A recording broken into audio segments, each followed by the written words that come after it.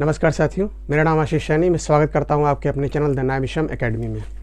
आज हम लोग संविधान में आगे बढ़ेंगे। संविधान में हम लोग संविधान सभा का गठन करा चुके थे और आज पढ़ेंगे हम लोग माउंटबेटन योजना। माउंटबेटन योजना क्या है, उसके अंदर क्या है, अभी कुछ पॉइंट्स हैं लिखने वाले, वो लिखाएंगे। सबसे पहले डालते हैं माउंटबेटन योजना। माउंटबेटन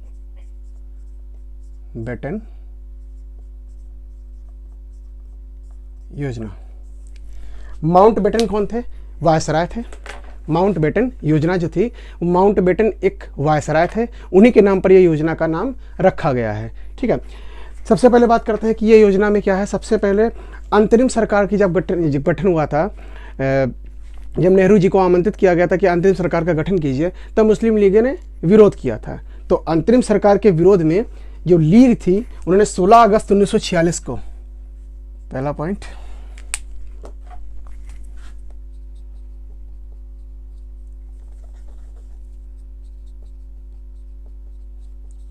अंतरिम सरकार के विरोध में मुस्लिम लीग ने 16 अगस्त 1946 को प्रत्यक्ष कार्यवाही दिवस मनाया। मुस्लिम लीग ने अंतरिम सरकार के विरोध में, वो नहीं चाहते थे कि अंतरिम सरकार का गठन हो और वो अपनी मांग पर अड़े हुए थे कि उन्हें पाकिस्तान चाहिए। इसी वजह से मुस्लिम लीग बराबर विरोध कर रही थी। अंतरिम सरकार में वेवल के समझाने पर वो आए थे। तीन लोगों को हटाकर 5 मुस्लिम लोगों को ज्वाइन किया गया था उसमें, बट फिर भी कोई उसमें हल नहीं निकला। उनका एक इंटेंशन था कि पाकिस्तान अलग बनाना है। ठीक है, इस वजह से उन्होंने प्रत्यक्ष कार्यवाही दिवस मनाया मुस्लिम लीग ने अंतिम सरकार के विरोध में। फिर संविधान सभा से अनुपस्थित रहकर, जब संविधान सभा की बैठकें हुई थी, अभी हमने बताया था संविधान सभा के बारे में, तो उसमें बैठक जो हुई थी सबसे पहले दिल्ली में हुई थी। ठीक है, उस बैठक में अनुपस्थित रहे थे वो। तो उस अनुपस्थिति से उन्होंने स्पष्ट कर दिया था कि भारत में एकता रखना अब असंभव सा हो गया है। अगर एकता नहीं रखी जा सकती, क्योंकि उनका कहना था कि हमें पाकिस्तान अलग चाहिए, मुस्लिमों का पाकिस्तान अलग चाहिए। इस वजह से वो अपनी बात पर अड़े हुए थे। ठीक है, फिर उसके बाद कहते हैं कि ये सब चल रहा था और देश का माहौल बड़ा गर्म था। इसी बीच जो ब्रिटिश के प्रधानमंत्री थे, उनका नाम था एटली। कौन थे? एटली। ब्रिटेन के प्रधानमंत्री थे एटली। ये कौन थे? पीएम। ये पीएम थे। इन्होंने वर्तमान की परिस्थिति को देखकर इन्होंने कहा कि 20 फरवरी 1947 को यह घोषणा की। कब? 20 फरवरी 1947 को यह घोषणा की कि 30 जून 1948 को भारतीयों को सत्ता सौंप दी जाएगी।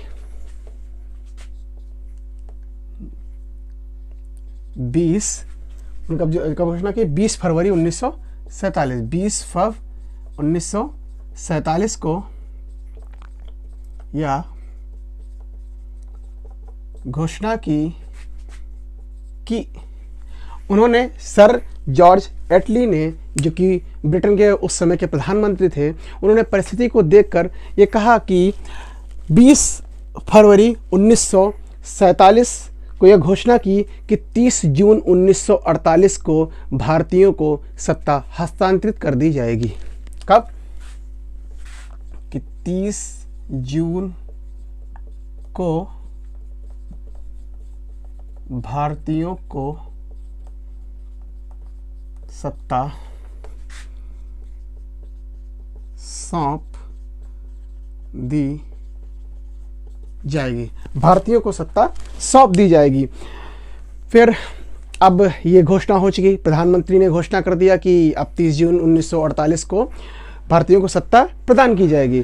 बट अब उसका सर्वे भी तो कर रहा था कि कैसे क्या करना चाहिए, कैसे दो देशों का निर्माण करना चाहिए। इस सब चीज़ों के सर्वे के लिए अभी हमने जब अंतरिम सरकार के गठन की बात कर रहे थे तो उस पर वायसराय वेवल थे। अब यहाँ पर वेवल की जगह लॉर्ड माउंटबेटन को 24 मार्च 1947 को भेजा जाता है। तो माउंट बेटन को हम शॉर्ट में बेटन लिखेंगे। बेटन को 24 मार्च 1947 को 24 मार्च 1947 को वेवल की जगह पर, वेवल के स्थान पर वायसराय बनाकर भेजा गया। अब वेवल की जगह पर माउंट बेटन को वायसराय बना दिया गया है। अब वायसराय आएंगे, वायसराय आए भी कब आए? 24 मार्च को आए। उन्होंने कुछ नेताओं से मुलाकात की, कुछ संगठनों, कुछ समितियों से, संगठनों से बात की और उसके बाद वो चले गए। फिर उन्होंने ब्रिटिश सरकार के सामने विभाजन की योजना प्रस्तुत की। अब भाई विभाजन वाली बात तो ब्रिटिश सरकार मान गई थी, तो माउंट बेटन को रिपोर्ट सबमिट करनी थी। सर्वे के लिए आए थे, उन्होंने रिपोर्ट सबमिट करनी थी। तो रिपोर्ट सबमिट करने के लिए उन्होंने 31 मई 1947 को अपनी रिपोर्ट सौंप कर वापस आ गए। कब? 31 मई 1947 को वापस आए। ब्रिटिश सरकार के सामने विभाजन का प्रस्ताव रखकर वो 31 मई 1947 को वापस आ गए। फिर उन्होंने 3 जून, ब्रिटिश सरकार जो थी अनुमति दे चुकी थी कि ठीक है आप विभाजन कराइए इसका। फिर 3 जून 1947 को, कब? 3 जून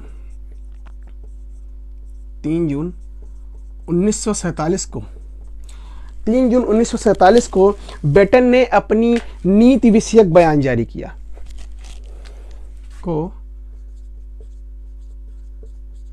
बेटन ने अपनी नीति विषयक बयान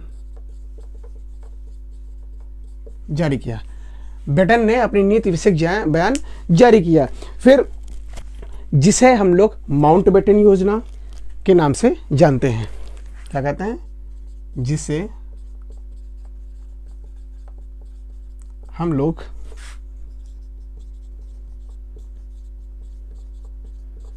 माउंट बेटन योजना के नाम से जानते हैं। इसे हम लोग माउंट बेटन योजना के नाम से जानते हैं। इसके कई अन्य और भी नाम हैं। वो नाम है जैसे मन बाटन, 3 जून योजना, बाल्कन प्लान, इसके अन्य नाम भी हैं। इस योजना को 3 जून योजना एंड मन बाटन योजना, मन को बांटने वाली योजना, ठीक है। उसके बाद में बाल्कन प्लान भी कहा जाता है। बाल्कन प्लान भी कहा जाता है।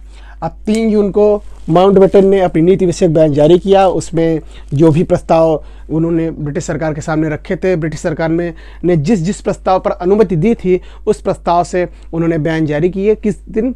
3 जून 1947 को। इसीलिए इसे 3 जून योजना अर्थात माउंट बेटन योजना अर्थात बाल्कन प्लान अर्थात मन बाटन योजना के नाम से भी जानते हैं। फिर इस योजना में पार्टीशन की बात की गई थी। पाकिस्तान अलग बनेगा, भारत अलग बनेगा, ये बात कही गई थी। तो अबुल कलाम आजाद और गांधी जी, कौन? अबुल कलाम आजाद एवं गांधी जी ने इसका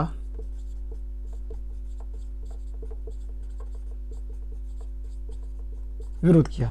अबुल कलाम आजाद और गांधी जी ने इसका विरोध किया। अब भाई कुछ समय तक विरोध करते रहे, पर ज़्यादातर लोगों का समर्थन था, तो इस वजह से अंततः उन्होंने भी अपने हथियार डाल दिए। कहा कि ठीक है, चलो समर्थन देते हैं। फिर उसके बाद में इस योजना की पुष्टि करने के लिए, इस योजना की पुष्टि करने के लिए जेबी कृपलानी की अध्यक्षता में 14 जून 1947 को, किसकी अध्यक्षता में, 14 जून 1947 को अखिल भारतीय कांग्रेस ने एक बैठक बुलाई। वो बैठक कहाँ हुई, दिल्ली में हुई। किसकी अध्यक्षता में, जेबी कृपलानी की अध्यक्षता में, जेबी कृपलानी की अध्यक्षता में, जेबी कृपलानी की अध्यक्षता में 14 जून 1947, 14 जून 1947 को बैठक हुई। किसकी बैठक हुई, अखिल भारतीय कांग्रेस, अखिल भारतीय कांग्रेस की बैठक हुई। और कहाँ हुई है, ये दिल्ली में हुई। जेबी कृपलानी की अध्यक्षता में 14 जून 1947 को अखिल भारतीय कांग्रेस की बैठक हुई, वो दिल्ली में हुई। उस बैठक में जो गोविंद बल्लभ पंत थे, उन्होंने भारत विभाजन का प्रस्ताव प्रस्तुत किया। किसने प्रस्तुत किया, गोविंद बल्लभ पंत ने क्या प्रस्तुत किया, भारत विभाजन प्रस्ताव प्रस्तुत किया। भारत विभाजन प्रस्ताव प्रस्तुत किया। अबुल कलाम आज़ाद, सरदार पटेल, जवाहरलाल नेहरू मतलब अबुल कलाम आज़ाद, ठीक है, सरदार पटेल, जवाहरलाल नेहरू, इन्होंने समर्थन दे दिया इस चीज़ का, ठीक है। एक कथन कहा था डॉक्टर सैफुद्दीन किचलू ने, एक कथन कहा था, अब कोटेशन बोल सकते हैं उसे, उन्होंने बहुत बढ़िया कथन कहा था। डॉक्टर सैफुद्दीन किचलू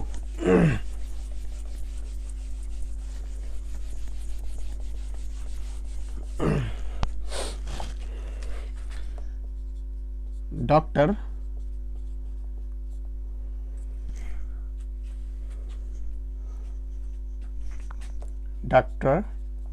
सैफुद्दीन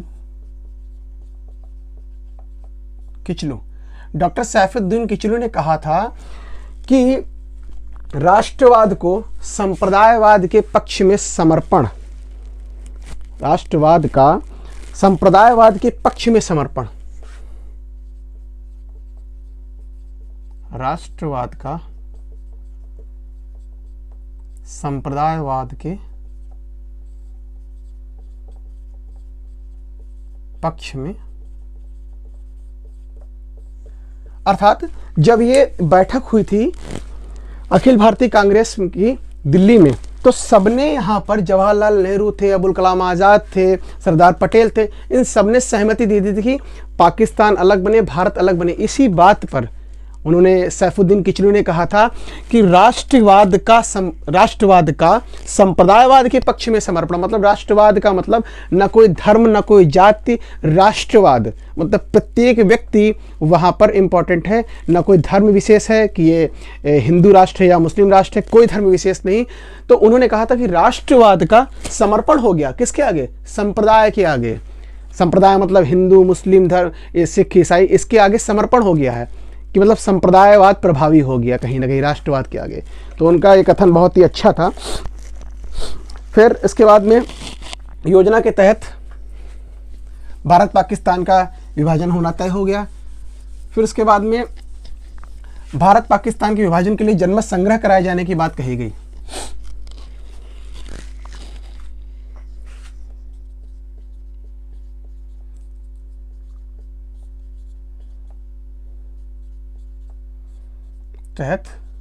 योजना के तहत भारत एंड पाकिस्तान के लिए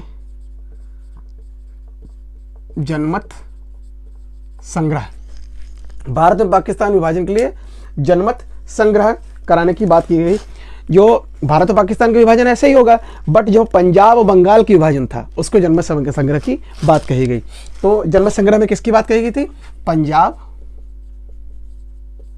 एंड बंगाल के लिए, पंजाब और बंगाल के लिए जनमत संग्रह के बात कही गई थी, अर्थात विभाजन के लिए। फिर बात करते हैं कि देसी रियासतों को किसी में भी शामिल होने की छूट थी, ठीक है। संविधान, फिर उसके बाद में ये पॉइंट कहा गया था कि संविधान सभा जो संविधान का निर्माण करेगी, जो क्षेत्र चाहेगा कि हमारे ऊपर ये संविधान लागू हो, वो संविधान उसके ऊपर लागू होगा, वरना किसी के ऊपर दबाव नहीं होगा कि आपको संविधान आपके ऊपर लागू होना अनिवार्य है, आपको लागू ही करवाना पड़ेगा।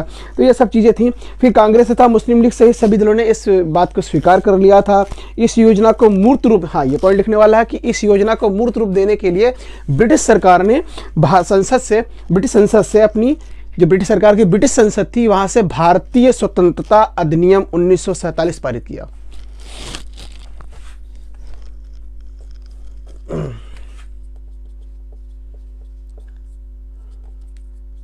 इस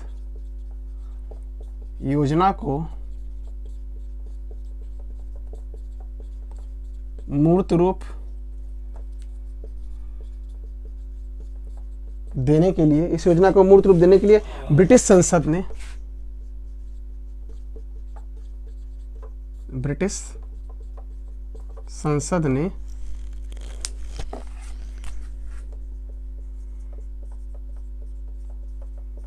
भारतीय स्वतंत्रता अधिनियम 1947 पारित किया। भारतीय स्वतंत्रता अधिनियम 1947 पारित किया।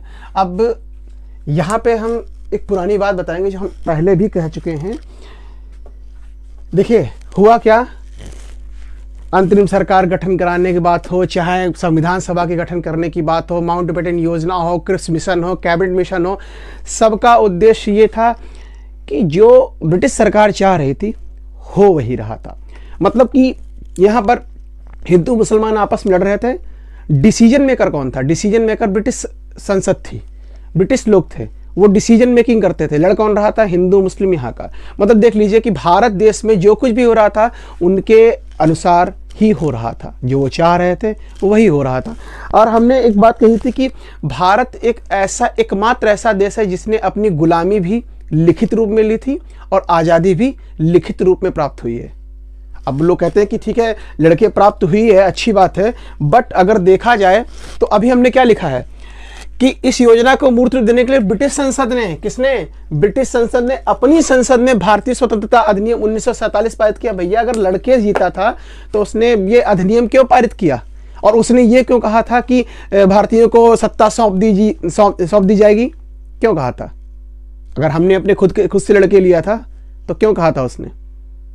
तो वो कोटेशन याद रखिएगा कि भारत एकमात्र ऐसा देश है जिसने अपनी गुलामी लिखित रूप में ली और अपनी आज़ादी भी लिखित रूप में प्राप्त की, न कि लड़के। हाँ, अगर 1857 की वाली क्रांति अगर सक्सेस हो जाती तो हम लोग कह सकते थे इस बात को।